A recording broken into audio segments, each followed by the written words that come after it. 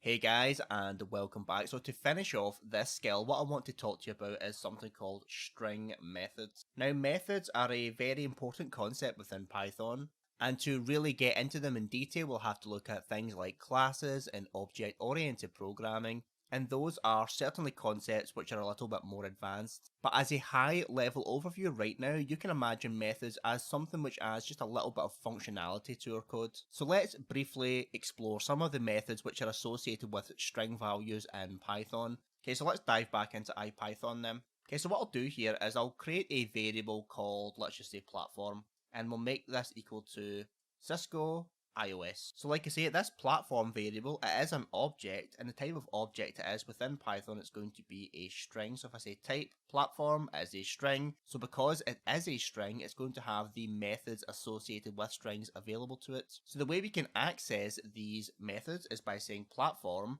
and then if we say dot, all we need to do is to type in the name of the method followed by parentheses. Now how can we find out what methods are available to us? Well, within IPython, after our dot, if we hit the tab key, here are all the methods, and we can just use our arrows to move through them. So we've got things like is numeric, is alpha, is ASCII, dot format, dot capitalize, so on and so forth. So what I could say here is, let me just create a new variable called, I don't know, maybe upper platform, whatever. So what I'll do is I'll take my platform variable and I'll call the upper method. And again, to actually call it, we're going to have to use parentheses like that. Okay, so if I hit enter, now if I print out the upper platform, look at that, everything has been translated to uppercase. And this can be really quite handy when you're implementing simple tests. So let me show you an example. So again, let's just say platform is equal to the user input of, and we'll ask them what is your platform. Okay, and what we'll also say is show command, and we'll make that equal to input of what show command do you want to send. Okay. Now again, we don't want to focus on the details of conditional logic too much right now, but let's just follow this for a second here. And what we'll say is if the platform they enter, and the way we can do a comparison within Python is these double equal signs. So if the platform is equal to Cisco, let's create a variable just called commands to send, and make that equal to, and let's use an F string. Oh, put the F on the outside. There we go. And we'll say enable, because that is a Cisco specific command, and then we'll hit our enter key, and then we'll pass in our show command. And again, we'll hit our enter key one more time. So we'll just print this out as commands to send. Okay, so let's just try running this. And do you know what? Let's just save this as method example.py. Okay, so let's say Python 3 method example. So what is your platform? If I type in Cisco, and what is a show command? I'll say show IP interface brief, hit enter.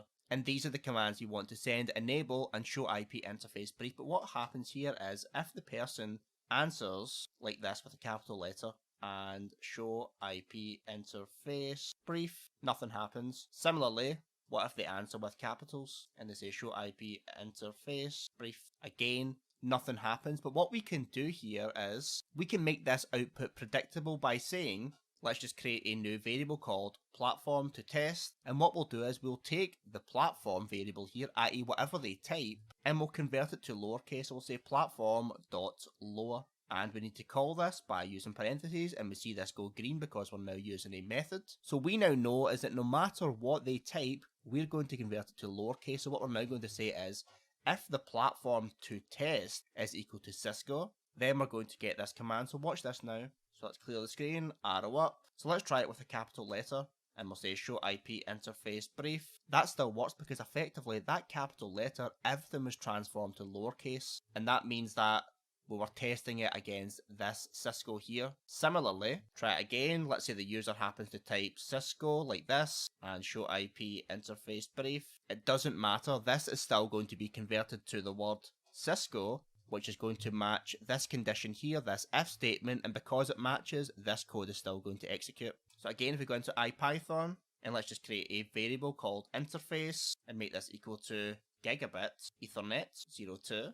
And again, because this is a string value, I can say interface dot, and then push tab, and now I can see all of these methods. So what I can check out here, for example, is let's just say maybe starts with. Now this method here actually takes an argument, and the argument we're actually going to feed in is effectively what do we want to test that it does start with. So what do I mean here? Well, the word gigabit ethernet, that starts with G doesn't it? So if I hit enter, that is true. Does it start with the letter F? No, it doesn't. Does it start with gig? That's true. Does it start with gigabits? That is also true. Does it start with gigabit 1? No, it doesn't. Does it start with gigabit ethernet? Yep. Does it start with gig 2? Nope. But it does start with gigabit ethernet 02. And again, we can run conditional logic here. We could say if interface dot starts with gig, then we can print this is a gigabit interface. Oh, but it would help if I actually typed that correctly. I misspelled that. That should be interface dot starts with an S there. Starts with gig. We could print this as a gigabit and hit enter.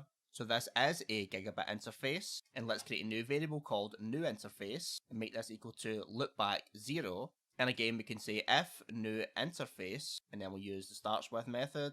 If it starts with the word loopback, we can determine that this is a loopback interface. Oh, and let me just close this off in my double quotes there, little mistake, hit enter. So like I say, there are far too many methods that we can go through right now. It would take us absolutely ages to do so. So what I would do is encourage you to work with these, experiment, check them out, see what they do.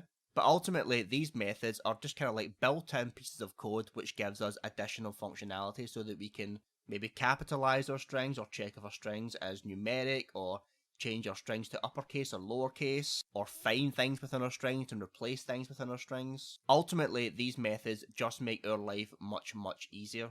And trust me, we will be making great use of these methods throughout this course. But for now, I would encourage you to just do a little bit of exploration, open up IPython, check out the tab functionality, and just see what you get, play around with it.